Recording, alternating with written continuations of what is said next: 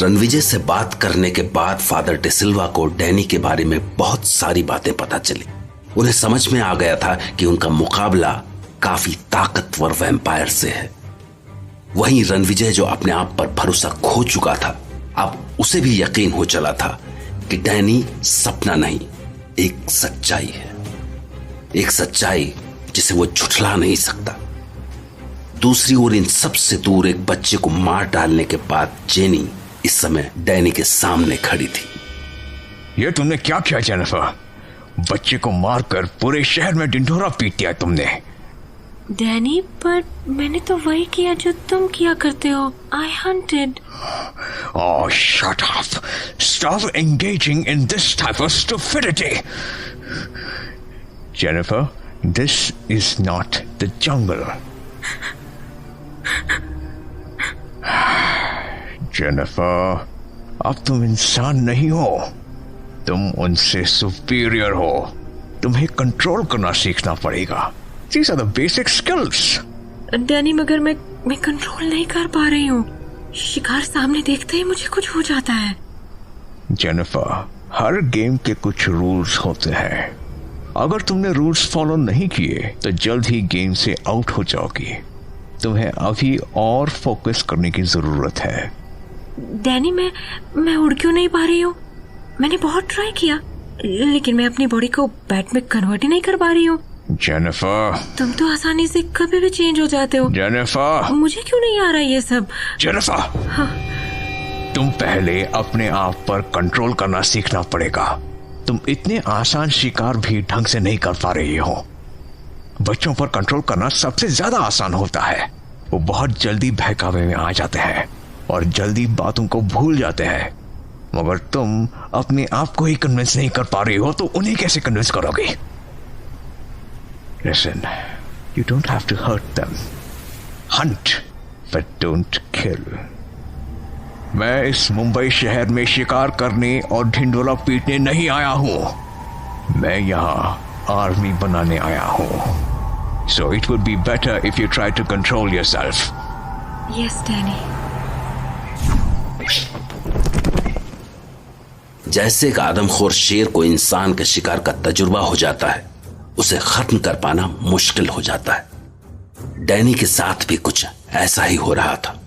Father de Silva ने Danny के बारे में जितनी जानकारियां जुटाई थी, वो सभी इसी ओर इशारा कर रही थी कि ये वैम्पायर शैतानी ताकतों के साथ दिमाग का भी बखूबी इस्तेमाल कर रहा था। और इसी वजह से डैनी ने जेनिफर को साफ साफ समझा दिया था कि उसे इस तरह शिकार करना है कि किसी को कानों कान खबर ना हो। और डैनी की इस हिदायत के साथ जेनिफर एक बार फिर से शिकार की तलाश में थी। और इस बार शिकार होने वाली थी एक बदकिस्मत बच्ची जो अपने दोस्तों के साथ मेले में आई हुई थी। देखो देखो, मेरा बलून कितना ऊपर तक जाता है। मैं किसी को नहीं दूंगी। पकड़ो मुझे। अरे मेरा बलून पकड़ो। बलून तो उड़ गया। तुम सब गंदे हो। तुम्हारी वजह से मेरा बलून उड़ गया। मैं तुम्हारे साथ नहीं खेलूंगी। तुम सब गंदे हो। मैं जा रही हूँ। सब गंदे हैं। मैं अब इनके साथ नहीं खेलूंगी।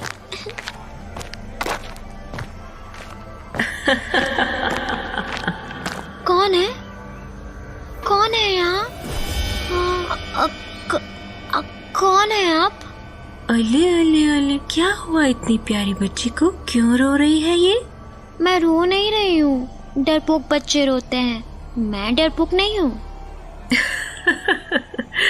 तुम तो बहुत बहादुर बच्ची हो, लेकिन कुछ तो हुआ है जो तुम इतनी परेशान हो रही हो। मुझे बताओ, मैं तुम्हारी हेल्प करूंगी। आप कैसे हेल्प करेंगी मेरी? मेरा बलून तो हवा में उड़ गया है।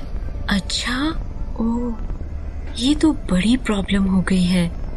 बट यू नो, मैं तुम्हारी एक विश पूरी कर सकती हूँ। क्या हुआ? तुम हंस क्यों रही हो? दीदी, आप कोई एंजल हो जो मेरी विश पूरी करोगी? बहुत समझदार हो तुम, लेकिन फिर भी मैं तुम्हारी हेल्प करना चाहती हूँ। बताओ, तुम्हारी क्या प्रॉब्लम है? मेरा बलून उड़ गया है और मम्मी मुझे दूसरा बलून नहीं दिलाएंगी। बस इतनी सी बात? आपको ये इतनी सी बात लग रही है? अरे, तुम तो नाराज हो गई। मैं अभी तुम्हारे लिए दूसरा बैलून ला कर देती हूँ। सच्ची? मुझे बस तुम यहीं पे वेट करो, मैं अभी तुम्हारे लिए बैलून लेकर आती हूँ। दीदी, फिर तो आप सही में एंजल हो। अरे, कहाँ गई वो? अभी तो यही थी। वो शायद मुझे झूठ बोलकर चली गई हैं। सब बड़े एक ही जैसे होते हैं, मम्मी पापा जैसे। क्या हुआ?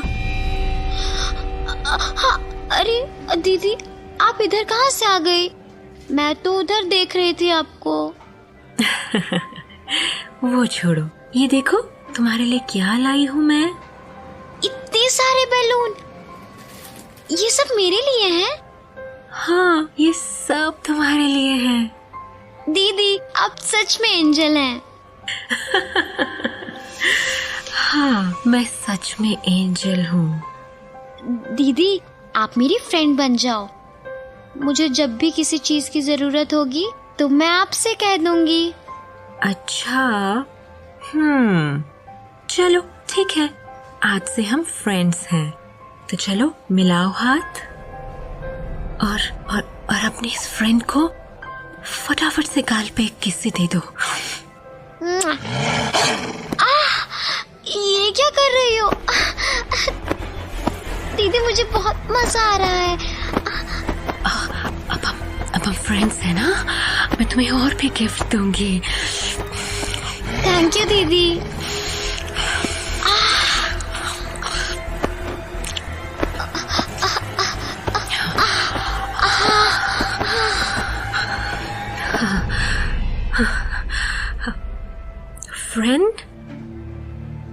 फ्रेंड, उठो फ्रेंड। मम्मी के पास नहीं जाना है? मुझे क्या हुआ था? कुछ नहीं, बस तुम सो गई थी। मुझे मम्मी के पास जाना है। ये अपने बलून्स तो लेते जाओ। हाँ, बलून। थैंक्स दीदी। Welcome friend, bye, see you. Bye.